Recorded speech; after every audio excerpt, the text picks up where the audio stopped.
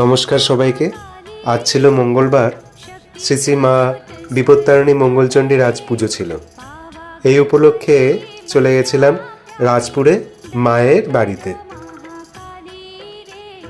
সুন্দর ব্যবস্থা হয়েছে সেখানে পুজো দেওয়ার জন্য। এরকমভাবে লাইন করে গিয়ে সেখানে মায়ের এরকম ছবি রাখা আছে, তার সামনে আপনারা ফুল নিয়ে যান বা ফল নিয়ে যান, সেখানে পুজো দেওয়া হয়। আর এই দেখুন, একটা জায়েন্ট স্ক্রিন করা হয়েছে, মা যেখানে অধিষ্ঠান করছেন তার লাইভ পুরো এখানে সম্প্রচার করা হচ্ছে। তার সামনে এখানে ব্রত কথা শোনানো হয়, আরও অনেক কিছু খুব ভালো ভালো কথা এখানে শেয়ার করা হয়েছে মানুষজনের সাথে। তারপর এখান থেকে লাইন দিয়ে মন্দিরে গর্ভগৃহে প্রবেশ করে মায়ের দর্শন করা হয়। কথিত আছে, মায়ের চোখের দিকে তাকিয়ে কোনো কিছু মনোবাসনা করলে, কোনো কিছু প্রার্থনা করলে মা সেই প্রার্থনা পূরণ করে থাকে। প্রার্থনা করি মায়ের কৃপায় সবাই ভালো থাকুন, সুস্থ থাকুন।